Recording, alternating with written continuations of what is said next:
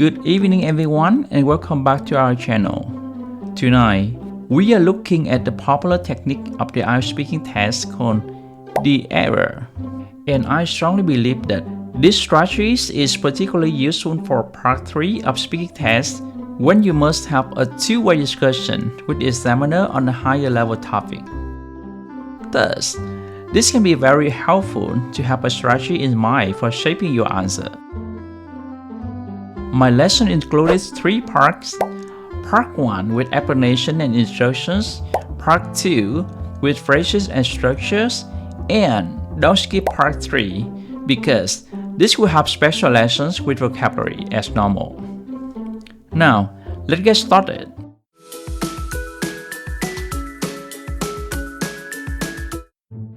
What is error?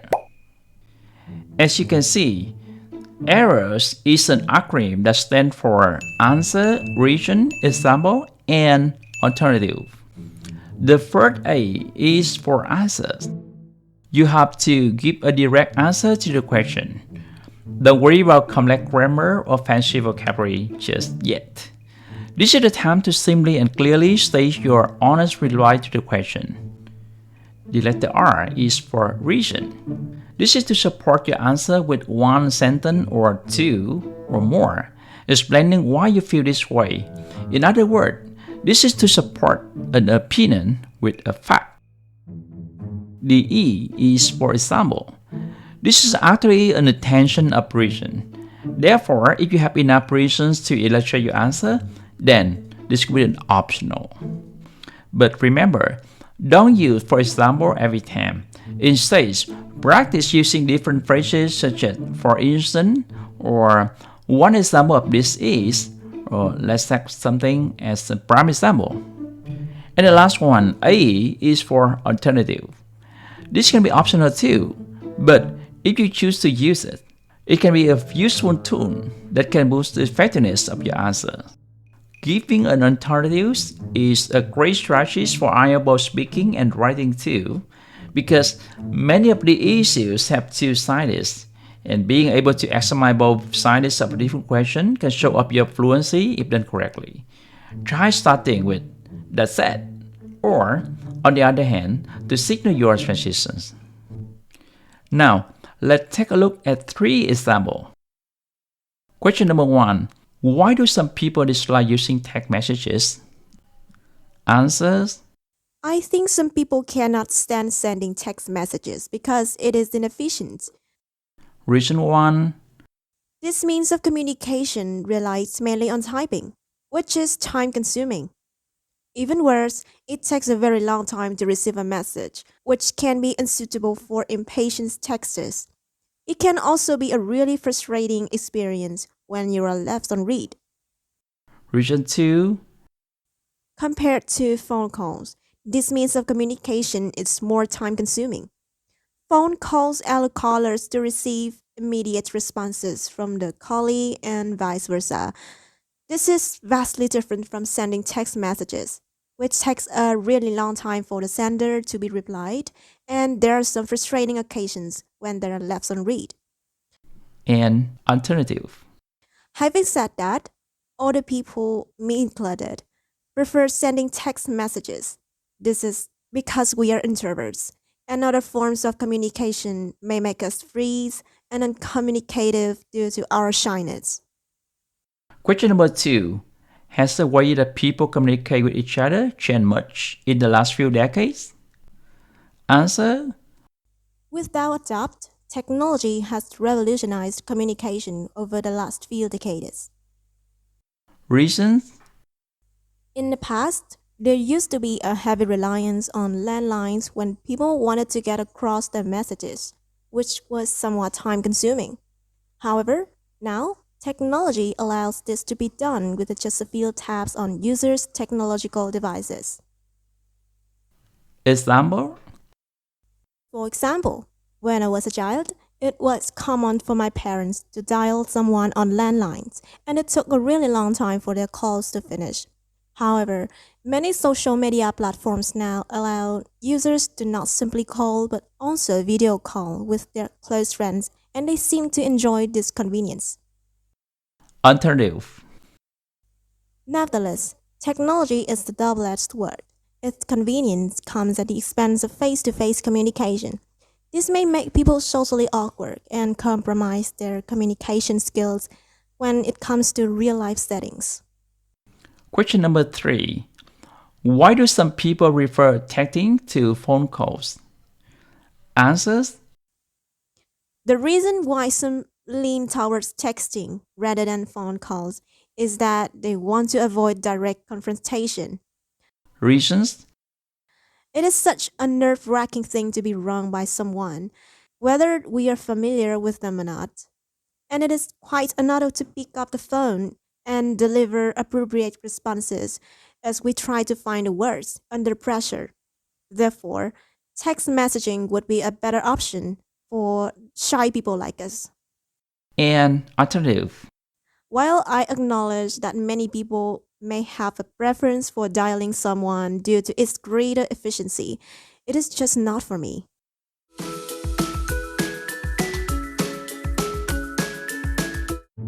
We know that part 3 of speaking often involves speaking on complex social issues or human behaviors that you might not have thought about. Therefore, this may cause a lot of stress for students when showing out the high stakes of using language by giving a complete and coherent answer that doesn't ramble on for too long and doesn't stop short of a full real life. So difficult? Don't worry. First, try to be familiar with these phrases and structures. A. Answer. Clearly state your answer yes, no. To say yes, you can use absolutely, definitely, without a doubt, certainly, of course. I agree with this statement. Exactly, for sure, totally, I love to. And to say no, you can use not really, not quite, not at all. I'm afraid not. Unfortunately, no. Not particularly, not exactly. Not the case for me. Not my cup of tea. Not to my liking. No chance. Never in my life would I do that. And in case you are not sure about the question or a matter, you can use I'm not sure, not quite certain. I'm not entirely confident with saying this. I couldn't say for certain. That's hard to say. That's a tricky question. Now, let's practice. Do you like solid puzzles? Not really my cup of tea. I actually prefer all the board games like Uno or Mahjong and so on. For sure, I love solving puzzles, especially jigsaw puzzles. I feel like I can finish one big puzzle in one day. Would you ever go skydiving? Never in my life would I do such a thing. I have a fear of heights and I hate extreme sports. I reckon it is very dangerous and there's no guarantee that it is safe. Of course, if I get a chance to experience skydiving, I will definitely sign up for it. I love feeling like I'm flying in the air and feel the strong winds go against my body. Do you have a good memory? I definitely had worse memory in the past. However, with everyday practice of active recalling, my memory has improved greatly. Unfortunately, no. I tend to forget both big and small details. That's why I always jot down any details that are important in my notes in case I need them for later. Would you travel to outer space? That's a tricky question. I actually never think of that. Traveling to space seems very exhilarating, but also very dangerous. I'd rather watch other people go to space than seeing myself go there. Now, we move to letter R, region. For questions that are asking you to explain and expand further on your answers, try not to ramble your answer. Give your answer directly and use linking words or phrases to connect your point together. Therefore, you need to structure your reasons by using thirdly, secondly, thirdly, or finally. On the one hand, on the other hand, one thing, another thing, the last thing, not only, but also. For example, What are the advantages of going to a library? I feel like going to the library is extremely helpful. Firstly, you can have access to a large resource of books, magazines, journals, articles, and something like that. Secondly, going to the library to study seems to be the best way to concentrate. For my case, I always go to the library when I prepare for an important exam. It allows me to access a number of scholarly articles, helps me to stay productive and free from distractions. Are there many quiet places in your city? I'm not quite certain. I reckon there aren't so many. My city is quite busy and crowded, so it's hard to find peaceful spots. However, there are few parks and small cafes tucked away from the main roads where people can enjoy some quiet time. For example, there's a cafe in a small alleyway I usually visit called Huaneng, a hidden gem where I can sit and study in peace. What do you like about taking public transportation? One thing I like about taking public transportation is that it's affordable compared to driving a private car. Another benefit is that it's more environmentally friendly because it reduces the number of vehicles on the road. For example, when I take the bus to work, I save money on fuel and also avoid the stress of finding the parking space. Now, let's move to letter E, example. Example is give personal experience as an example. So you can use, for example, for instance, in my case, speaking from my experience, in my perspective, personally speaking, frankly speaking, a good example of this can be, a clear example for this is, to illustrate, to make it clear. Remember, this is the last part of speaking test, so try to use hatching language. Why? Because when you try to state your idea in a less absolute way, hatching language make your conversation tone sound sharper, thoughtful, and more formal. Some example of this could be verbs tend to, seem to, appear to be, supposed to, likely to be, or phrases like I believe, I assume, I suppose, as far as I know, I guess. Some people might say that. Is it believed that? Now, let's practice. Do you think being energetic is important in daily life? Yes, I do. Being energetic is important because it helps you to stay productive and enjoy your day more. For example, when I have a lot of energy, I can finish my work faster and still have time to go for a walk or meet friends in the evening. It also makes me feel more positive and motivated to try new things. How does fame affect the life of actors and actresses? Well, I would say fame tends to hold both positive and negative effects on actors' lives. On the one hand, it often brings them wealth, opportunities, and recognition. For example, they might be offered advertising contracts with the most luxurious brands in the world like Gucci, LV, which can boost their careers. On the other hand, fame can put them under constant public scrutiny, and that might lead to stress or a loss of privacy. It seems to me that while fame can open many doors, it also creates pressures that not everyone can handle well. How important is it for leaders to be good speakers? I would say it is extremely important for leaders to be effective speakers because a leader who can clearly explain their vision is more likely to inspire the communication is a key part of leadership team and gain support from the citizens. To illustrate, Donald Trump is a leader who I personally think is very good at public speaking. He can control the crowd's mood, and when he gives a speech, people pay close attention to his statements. It seems to me his words can hold power.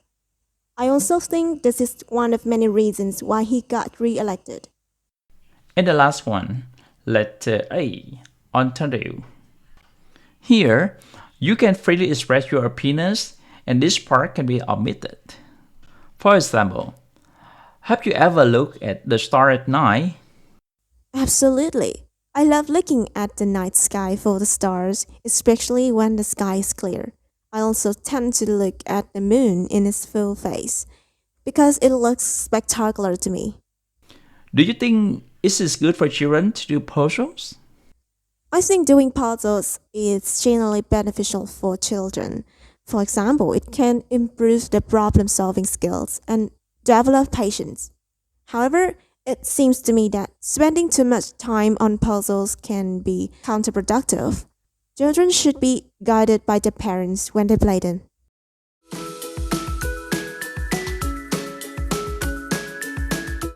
This part, I will focus on two words which appear in our speaking technique area. The example and alternative, and the prefix come.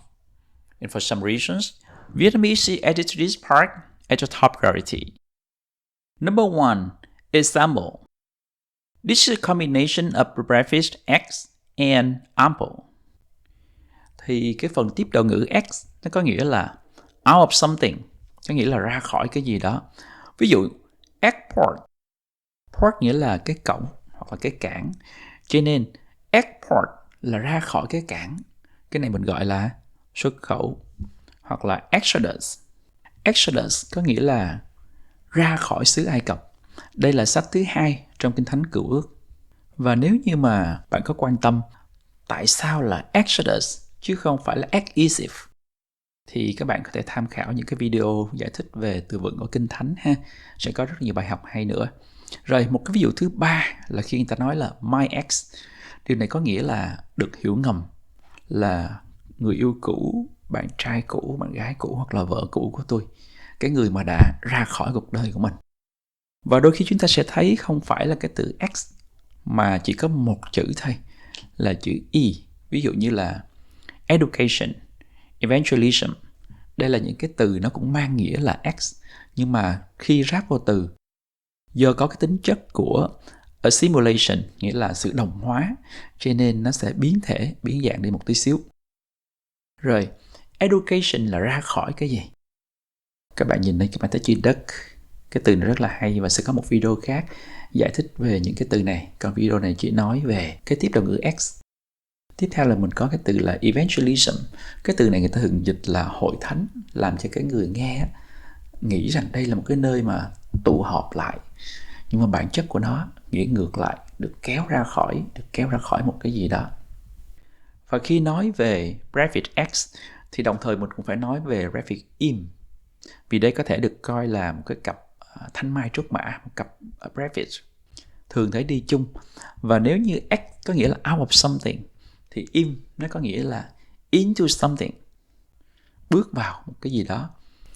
Ví dụ như là mình có prison nghĩa là tù, thì imprison nghĩa là bắt ai đó bỏ vào tù. Bạn cũng có thể gặp prefix im này trong một nghĩa khác, nhiều nghĩa lắm và cũng có nhiều biến thể gọi là assimilation.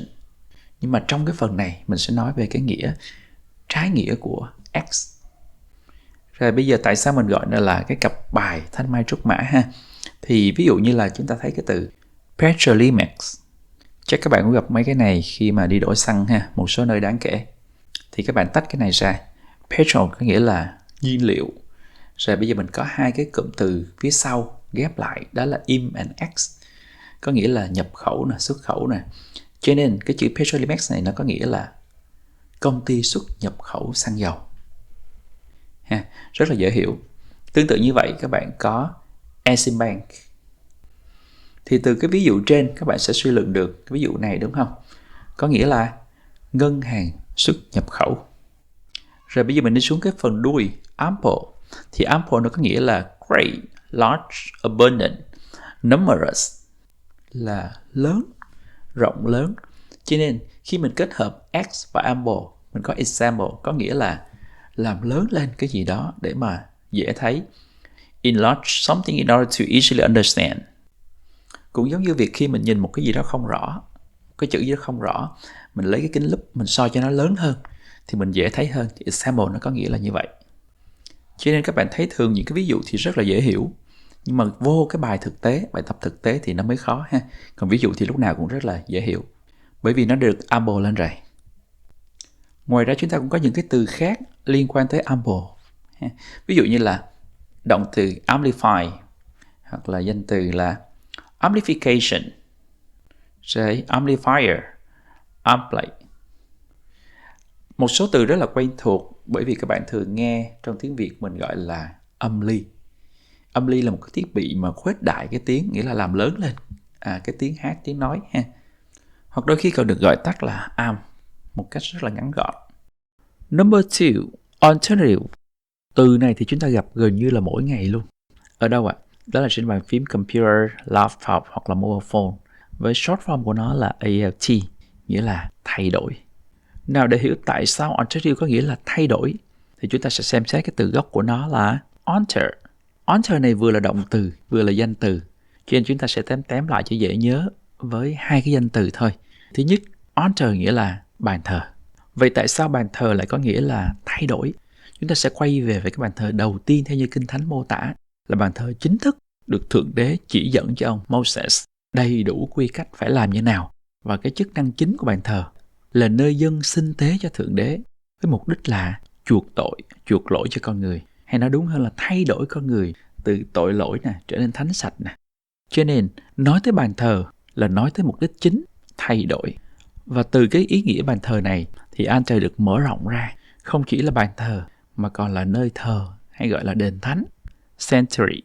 Riêng cái từ sanctuary này thì liên quan đến rất nhiều ý nghĩa hay. Ví dụ như là sanctify là sinh tế nè, sanitary là liên quan tới vệ sinh nè, sức khỏe nè, rồi salt, muối nè, salary nè, lương nè, rồi những cái địa danh như là Santiago, rồi Saint, các thể loại. Nói chung là rất nhiều. Cho nên cái phần này sẽ tách qua một cái video khác rất hay. Tiếp tục nghĩa thứ hai, và cái nghĩa này ngày nay rất ít gặp, nhưng mà khi hiểu được thì mình thấy rất là hay. Altar này có nghĩa là ladder, cái thang. Nói tới thang, các bạn biết nhiều loại thang đúng không? Mình có là thang cuốn như là escalator, thang máy, elevator, lift, rồi nhiều kiểu thang khác khi mình gắn với cái chữ ladder.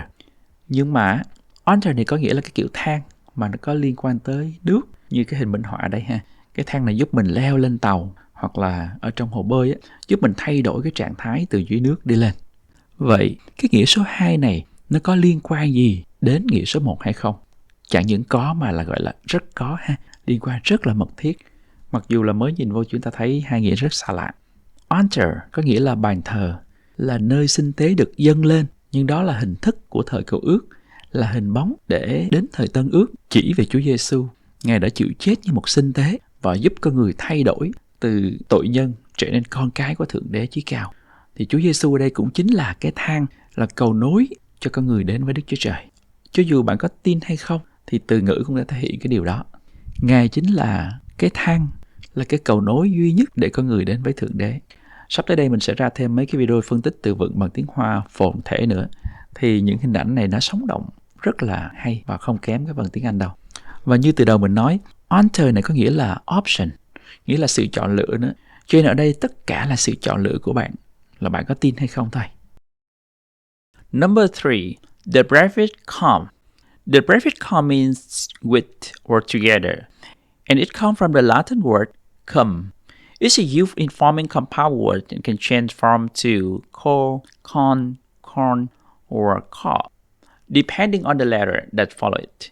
This is to make it easier to pronounce, and this process is called assimilation.